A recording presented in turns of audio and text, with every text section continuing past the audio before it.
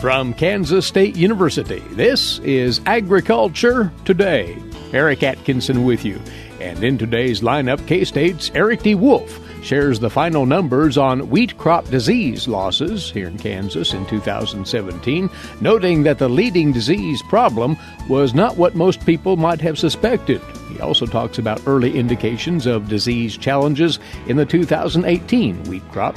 Then K-State's Ignacio Ciampitti talks about a new yield forecasting tool for corn production here in Kansas based on in-season assessments of corn stands via satellite imagery, coupled with weekly field reports from the USDA.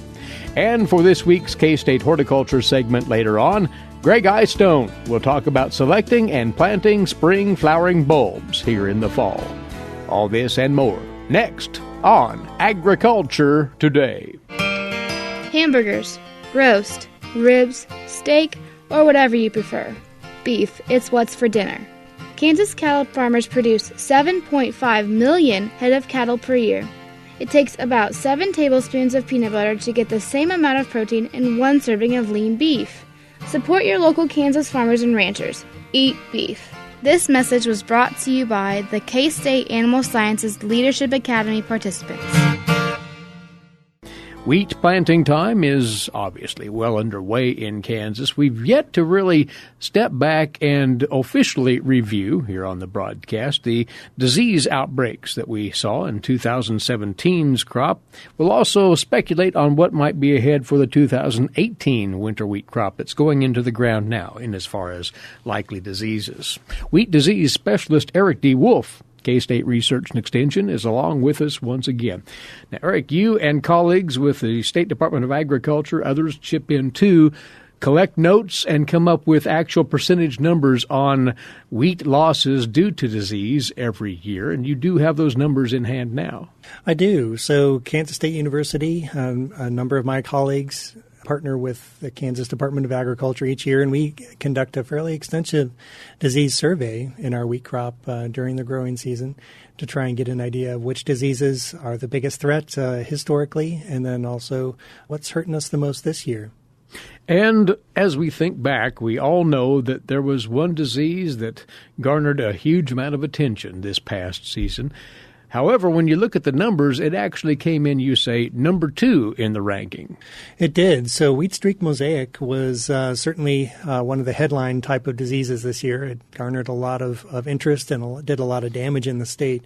But when we finished our survey results, it actually ended up number 2, like you suggested, second only to stripe rust. Wheat streak mosaic resulted in around 5.6, 5.7% statewide yield losses in the state, and resulted in close to $70 million worth of potential loss. So it's certainly nothing to...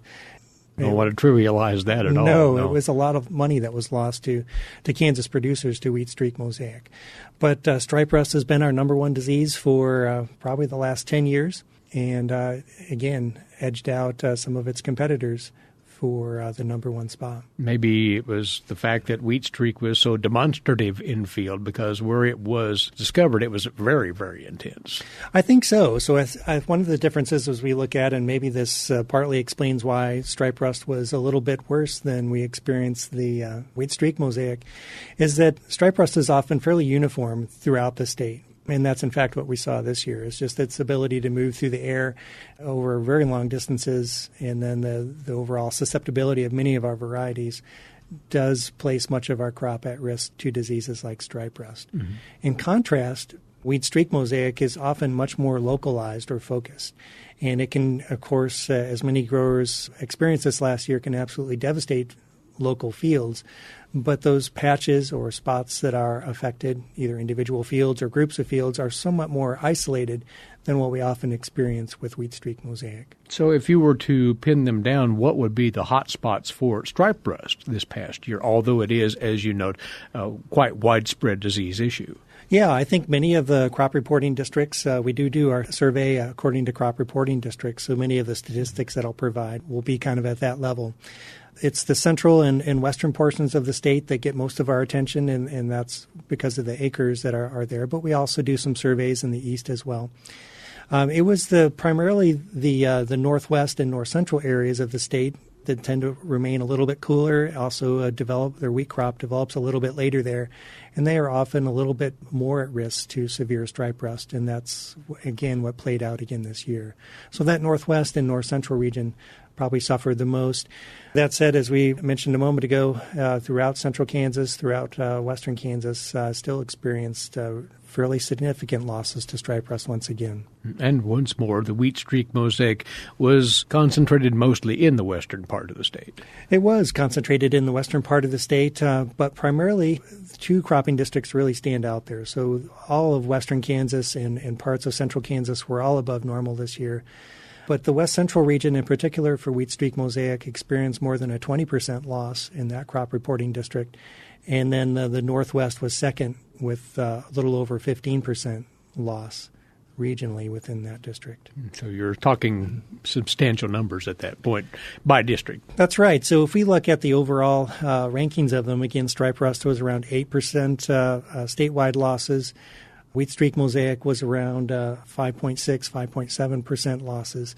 But when you, of course, take it over all the entire state, that 5.6, 5.7 doesn't sound like a lot. We talked about the dollar amount related to that, but you have to realize that a lot of that was concentrated into just a few crop reporting districts, and that's where we get those larger numbers, such as the more than 20% loss that was experienced in the west central region. We should acknowledge that there were other disease pathogens clearly out there, as everybody knows.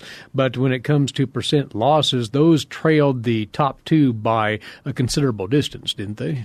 They did. Those top two were real standouts again this year. Some of our longtime enemies were back again. So diseases like leaf rust, that's been the number 3 disease, was in there close to 1%. Also barley yellow dwarf and tan spot. Also some fairly common diseases in the state, certainly historically important, were also right around 1% loss or just under 1%. So when you add it all up, the total loss to wheat diseases in the Kansas crop in 2017, well, above average, you say? It was above average. So this year the total losses was around 17.6%. And we feel like that's a fairly conservative estimate, but even said that is above normal for us here in the state. I think long term we're sitting right around 9.5% to 10% for a 10-year or 20-year average. When you put the dollars to it, that's a considerable loss. I think so. Many times this translates into close to $100 million worth of loss to Kansas growers in the state. So that's why we frequently talk of disease management on this broadcast with you, Eric. It's a highly important matter to growers. So that was the capsulized story on 2017. Any signals out there that would give a hint as to what might lay ahead for the 2018 wheat crop and disease threats there? Well, I think we are learning some more about the weather patterns that do favor these diseases historically. So some of the research that I've been involved with in recent years has looked at some of these long-term records that we have of wheat disease losses, and then we'll try and look for weather patterns that are associated with those outbreaks. So that's starting to bear some fruit for us now, so we can begin to look at what are the early indicators that we could be headed for trouble, or that we may, in some situations, would hopefully escape from the worst of the disease problems. So some of the early indicators for stripe rust, for example, may be setting the stage for stripe rust outbreaks would be above normal moisture conditions during this planting time. So October in Kansas, November and December for Oklahoma and Texas. If they also experience on a regional level above normal moisture levels, that often sets the stage for severe stripe rust the following year. So what's going on there is that the fungus is getting reestablished into our newly emerging wheat crop. Then from there it will move out and become more and more aggressive as the season progresses. So the current weather we have in the Central Plains, including Kansas, it's damp out there. That could be the table setter. It could, yeah. So we'll see if this continues. If the weather pattern continues to remain cool and wet, that would likely set the stage for some elevated risk of stripe rust next season. The other disease we've talked a lot about would be wheat streak mosaic. And kind of our, again, similar type of assessments, looking at weather patterns that are associated with these severe outbreaks of wheat streak mosaic. One of the things that stands out in the fall is the above normal temperatures. So if we are in a situation where we don't start to see cool temperatures and predominantly freeze events, begin to occur in mid to late October, that often sets the stage again for severe wheat streak problems. So when we have warm, mild falls, that elevates the risk for us having severe wheat streak because the mites have additional time to reproduce and remain active during the fall and allow the virus to continue to spread to the newly emerging wheat crop. Now, as has been talked up considerably the last few weeks and months, that green bridge of volunteer wheat will just aggravate wheat streak mosaic even that much more. There's been a concerted campaign to deal with that. So hopefully, and with the timing of planting figured in here as well, wheat streak can be reined in a bit more this year. We sure hope so. So, we talked a little bit about the environmental conditions that favor wheat streak mosaic, but like you just said, it's that controlling the volunteer wheat. It's the local management decisions of that volunteer that really influence the risk of wheat streak mosaic as well. So if growers have done a good job of controlling their volunteer wheat, that should dramatically lower the risk of them having wheat streak mosaic, regardless of what's going on with the environment. And when it comes to the rust diseases, we're reliant on what's going on to our south in the southern plains region as well as those rust pustules blow in, so forth. So many variables that can't be foreseen at this point, Eric. Yeah, there's a lot of information that's yet to come about what's going to happen with our growing season. What growers can be doing now is to be using the best available genetic resistance. Hopefully, as planting is underway, people have selected varieties that have some of that genetic resistance, diseases like stripe rust, or if they're willing to cover up vulnerabilities with fungicides for stripe rust, of course, both those tactics can also reduce their risk. Well, we appreciate the quick roundup on what happened this past year, as we were well aware that diseases took their toll. Those are the numbers that spell that out clearly, and we're hoping for a better year in 2018 wheat production in Kansas, disease-wise, that is. Eric, thank you for coming over. You're welcome. That from Research and Extension Wheat Disease Specialist here at K-State, Erick DeWolf. And we'll be back with more here on Agriculture Today. Legal and financial concerns surround the day-to-day management of the agricultural industry. Producers, ag creditors, and USDA agencies rely on Kansas Agricultural Mediation Services. If you've received an adverse decision from the USDA or have an ag credit concern, call today 800-321-3276 or visit us online. Kansas Agricultural Mediation Services, exploring options, generating solutions.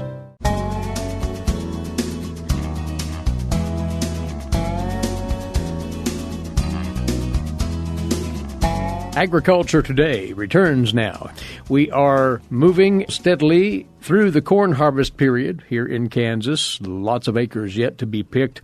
But we want to take a moment here to talk about a yield forecasting tool that our guest and his associates here at K-State have come up with to give an idea of what's to be expected when it's all said and done with this Kansas Corn Harvest 2017. Once more with us is crop production specialist Ignacio Ciampitti of K-State Research and Extension.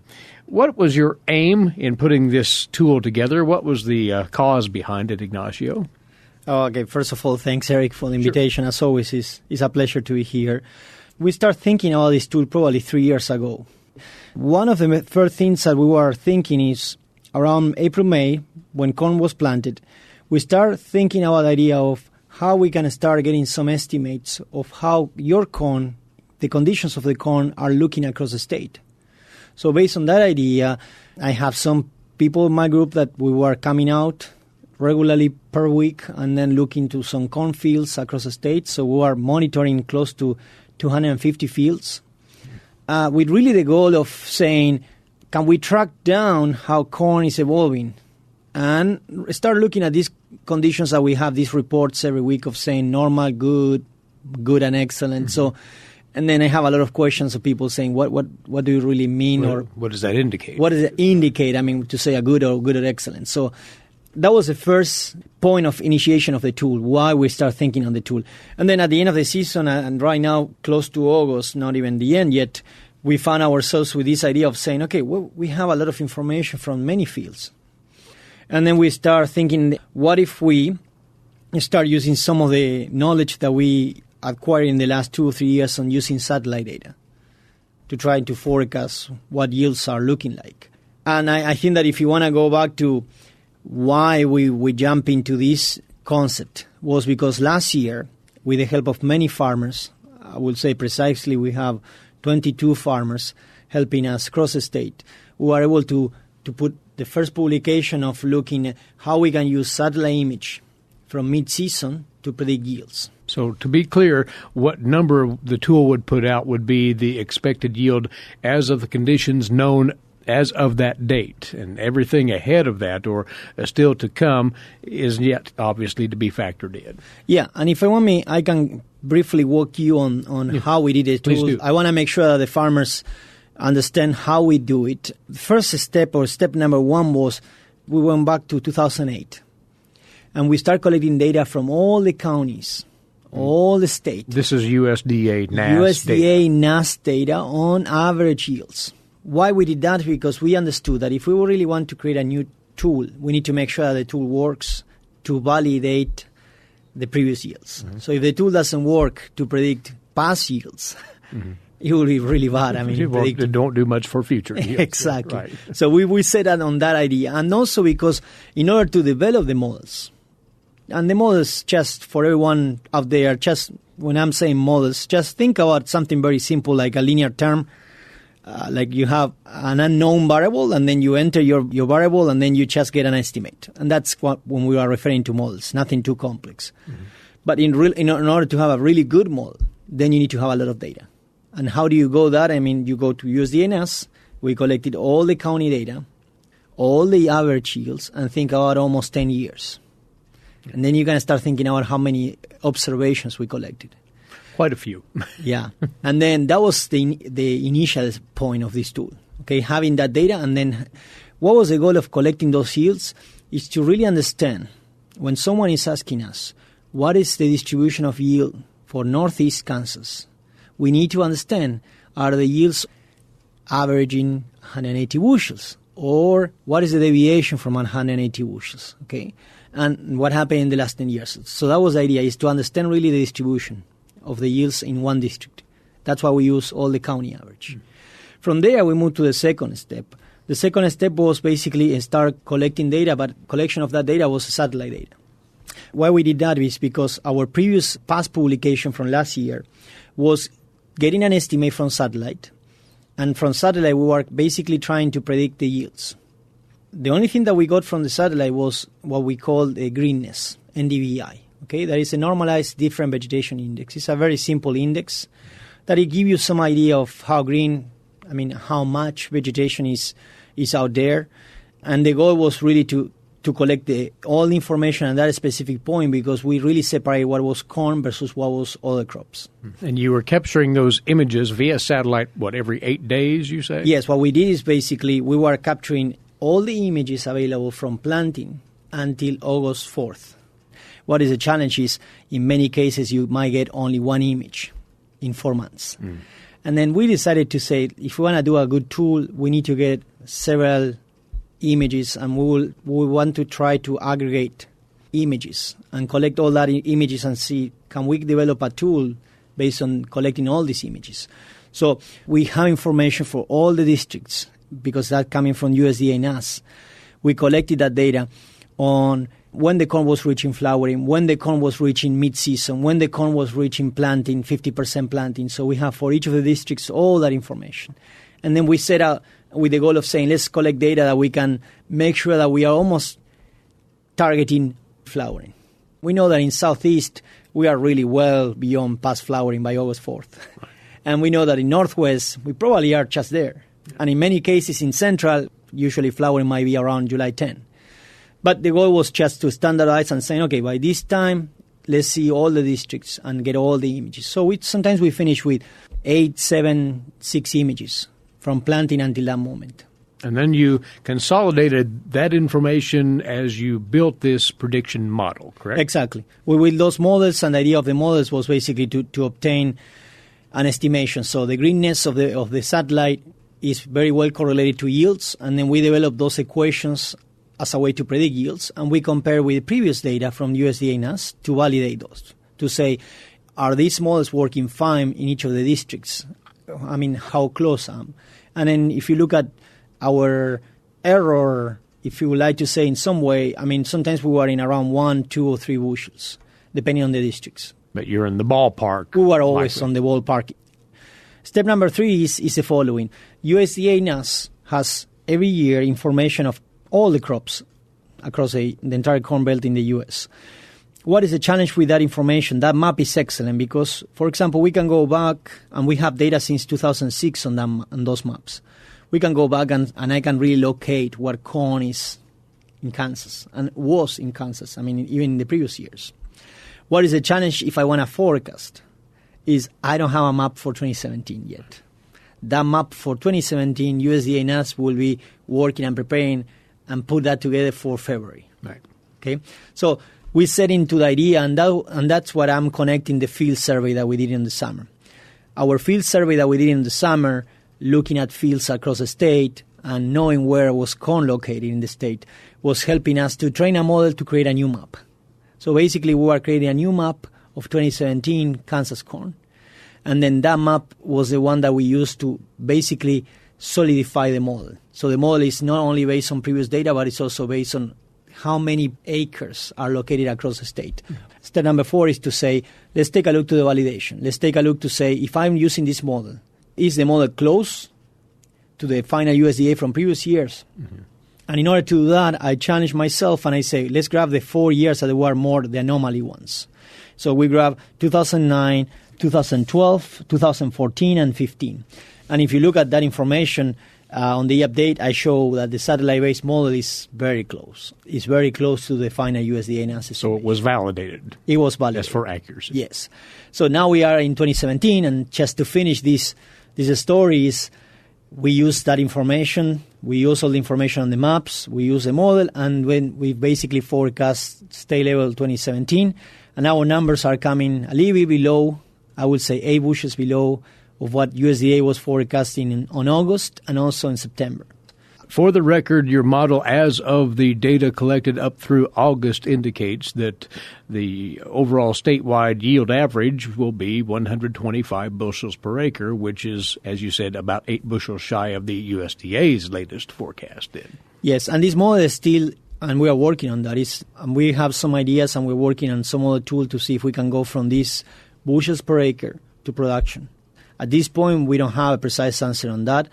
A lot of variability this year for Kansas corn, depending on when that corn was reaching flowering and depending if you got any rain or not. It's not really a linear equation that you just grab the yields per acre and you multiply by number of acres. That's not the case. You have something that's more sophisticated, and you believe as you polish it up, if you will, and work out the kinks, something that can be used from here forward in years down the road.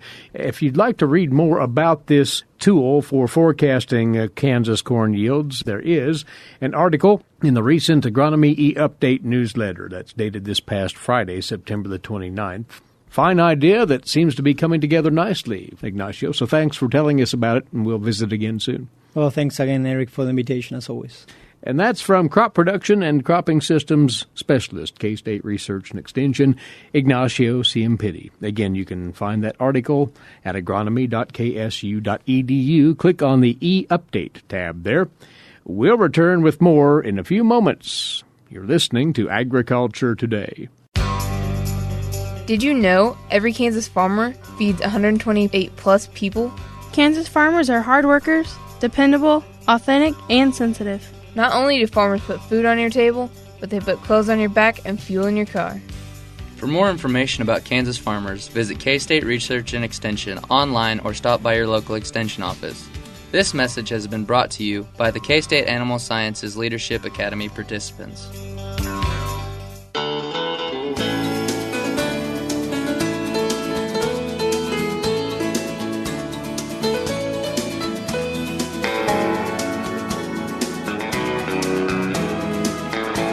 Agriculture Today continues now here on the K-State Radio Network. Once more, we're glad to have you along. Eric Atkinson here to today's agricultural news headlines for you now. These courtesy in part of DTN.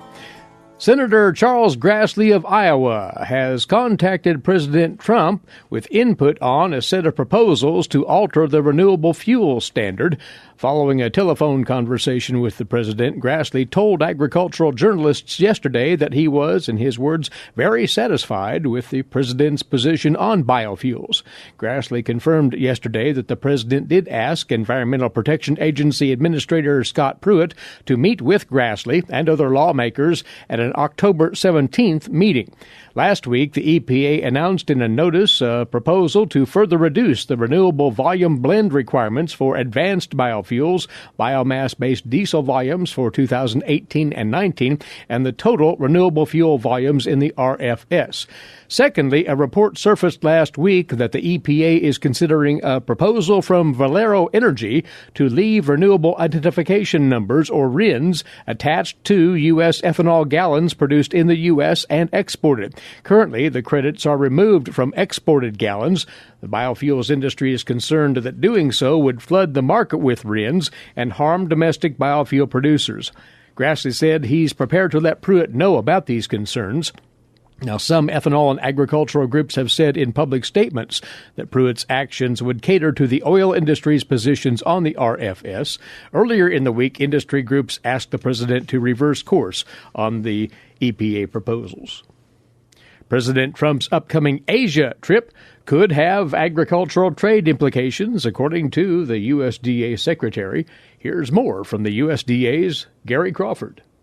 President Trump will begin a trip to Asia November 3rd. He'll visit Japan, South Korea, China, Vietnam, and the Philippines. And we are advising his policymakers now of the opportunities we have in that arena. Agricultural trade opportunities. This from Agriculture Secretary Sonny Perdue. He told the Washington International Trade Association Wednesday that Japan, for example, is a good market for U.S. ag products. But it could, frankly, be a lot better. Because there are still quite a few restrictions to U.S. products there. We want to bring down high tariffs on beef and pork and dairy and fruits and vegetables and many other products. We're eager to enter into a bilateral trade negotiation with Japan. In China, the trade irritants are much more numerous, but Perdue said, for starters, the U.S. needs freer access for many U.S. products, including rice, poultry, corn products, broader access for livestock products, and, of course, biotech. Perdue said he hopes the president's trip will pave the way for more trade discussions with many Southeast Asian nations. We think we can have more products going to those markets as well. In Washington, Gary Crawford for the U.S. Department of Agriculture.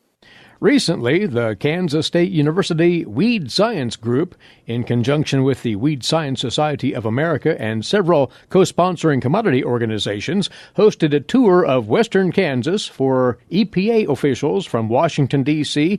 and the Kansas City Regional Office. The EPA enacts usage rules, as you know, sets directions on herbicide labels. This tour created an opportunity for dialogue between growers and regulators regarding herbicide use and regulation. K-State Research and Extension weed specialist Dallas Peterson said the tour aimed to help tour participants better understand dryland agriculture and the difficulties of managing herbicide-resistant weeds. The tour organizer was recently retired K-State weed scientist Phil Stallman. He said tour attendance was high, as 30 for some locations. Meetings with growers, agronomists, and consultants provided the attendees an opportunity, Phil says, to question and learn about the regulatory process and to provide input on existing and future regulations. Herbicide-resistant weeds, of course, have become increasingly a common issue for farmers in the U.S. The number of herbicide-resistant weeds continues to increase, and perhaps more importantly, so does the number of weeds with resistance to more than one herbicide. This group made stops throughout central and western Kansas to tour agricultural facilities and fields growing a variety of crops. Tour participant Dwight Coops, who's the president of CropQuest, said, and quoting him, "It was good to see individuals from the EPA interact with growers, retailers, and consultants in our backyard," as he put it. That sentiment was echoed by the branch chief for the EPA Region 7 Office of Pesticide Programs, Jamie Green, saying that it was a valuable opportunity to tour and provide a conversation with producers, engaging in open, candid discussions on the challenges faced by farmers in western Kansas.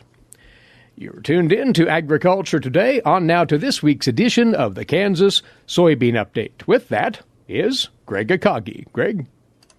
John Motter, a farmer from Genera, Ohio, serves as chairman of the United Soybean Board. And John, Goodyear introduced its Assurance weather-ready tires in September, and that poses the question, why is this important to U.S. soybean producers? Well, Greg, it's important because we are replacing petroleum with soybean oil in the tread of these tires. Now, for this to work, Goodyear obviously had to have an interest in working with the soybean industry as well. Yes, that's right. We have partnered with them for the past 6 years in developing this technology, and as you said, they have rolled out their weather-ready tire the 1st of September. You've established that relationship. This is really through the use of the checkoff dollars to really help them in their guidance towards making this product and eventually here in September rolling out the product. We partnered with them, which means we use soybean farmer dollars to leverage their industry dollars. For every dollar we put in, I think they put in like 5. So it was a great win for farmers, and we developed this technology where we can create a softer rubber that grips the road better, therefore the name Weather Ready. It's a better tire on dry pavement as well as wet or frozen pavement. Sustainability is an important word for many companies nowadays, John, and are we seeing more businesses due to that fact wanting to use soy in their products? Oh, absolutely. Ford Motor Company is a great example of that, where they have greened up their vehicles using soybean oil in rubber products, as well as the foam of their seat, now on their tires. We've partnered with John Deere in the past, but we certainly partner up with anybody in industry that wants to green up their product. Bottom line in all this, John, this adds more value to that U.S. soybean producer's bottom line. There's 3 billion tires produced for passenger cars globally every year. We just want our share of that. If we could adopt this into all tires, we would use up 1 million acres of soybean oil. So that just gives you some idea of what kind of volume a product like this can create. That is John Motter, a farmer from Gennaro, Ohio, who serves as chairman of the United Soybean Board, and he joins us on the Kansas Soybean Update. It's brought to you by the Kansas Soybean Commission. Greg Akagi with the update. Thanks, Greg. We'll be back in a moment here on Agriculture Today. For 25 years, K-State Research and Extension's Kansas Agricultural Mediation Services has been providing a no-cost, confidential place to call in and visit with an agricultural lawyer. Our experts are available to help you producers handle legal and financial issues. Explore your options and generate solutions. Call us at 800-321-3276 or visit us online. Kansas Agricultural Mediation Services.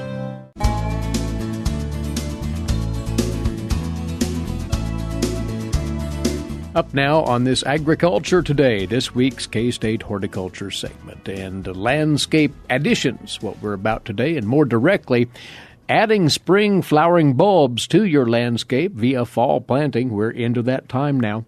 Gregg Eyestone is along once again. He's the Riley County Extension Horticultural Agent and sharing some thoughts on bulb selection and getting those bulbs off to a good start. And there is just an amazing assortment of bulbs out there at the homeowner's disposal, Greg. There's lots of colors and choices to make, and they're really pretty simple flowers to grow. And so you buy a nice healthy bulb, put it in the ground, and enjoy it. That's about all there is to these.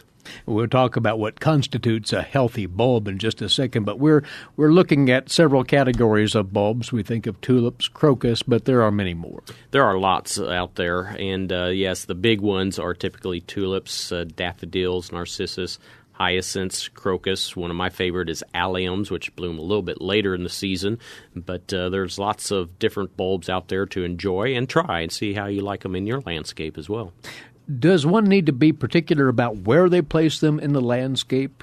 Most of these are a little susceptible to being in a very moist soil, so you want to make sure that it's not the low spot in the landscape or something by the downspout or something like that where the soil may not drain well enough. But typically any well-drained soil Most of them will prefer more sunlight than shade, but there are a few that may tolerate a little more shady locations. Most of these bloom pretty early, and their leaves come out early in the season. Your tree leaves may not be there blocking the sunlight, and so that's one of the advantages of these.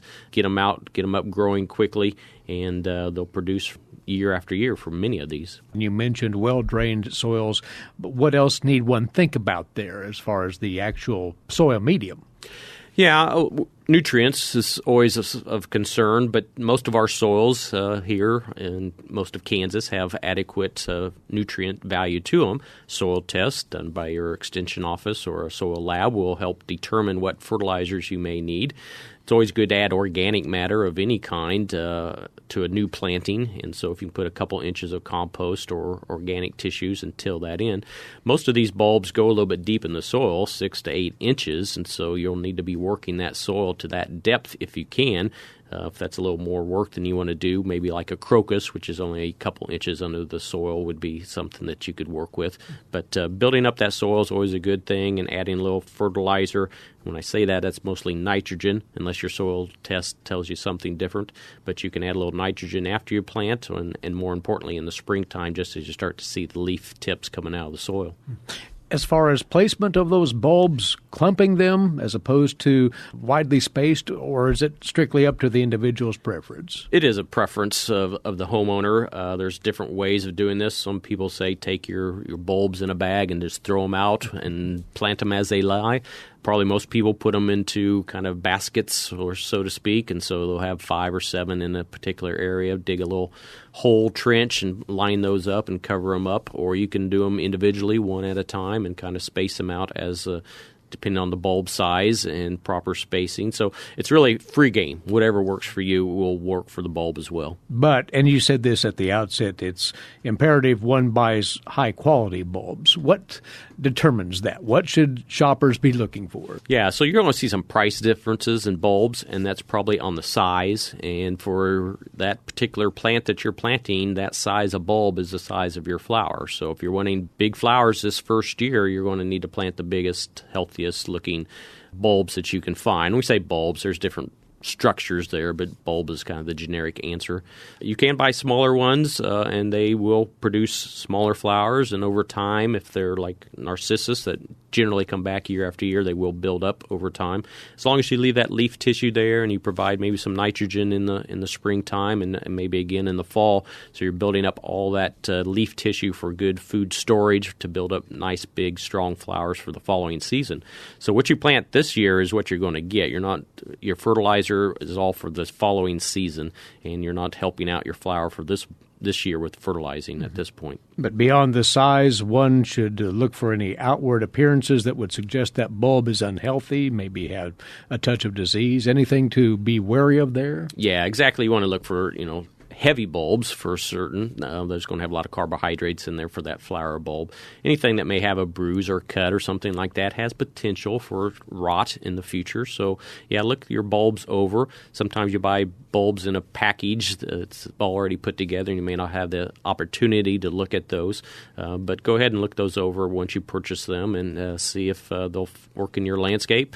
You can always force bulbs, so that's another thing you can do with these. Most of them are very easily tricked into blooming, and so those that may not be as healthy of bulbs that you're looking at, I'm not saying encourage you to do that, but maybe an option is to go ahead and force those so you can pay a little bit closer attention to that and see how they produce for you. Basically, you put them in the refrigerator for 10 to 12 weeks. It depends on the bulb, and you can bring it out. The thing about growing them indoors is, our home environment, usually 60, 70, maybe 80 degrees, and these are typically growing outside when it's maybe 30, 40, 50 degrees, and so you want to keep your flowers as cool as possible to keep them as long as possible, and that's one of the other suggestions I might make is these bulbs kind of bloom at different times. Like tulips, you may have early, mid, and late type of varieties you can get there.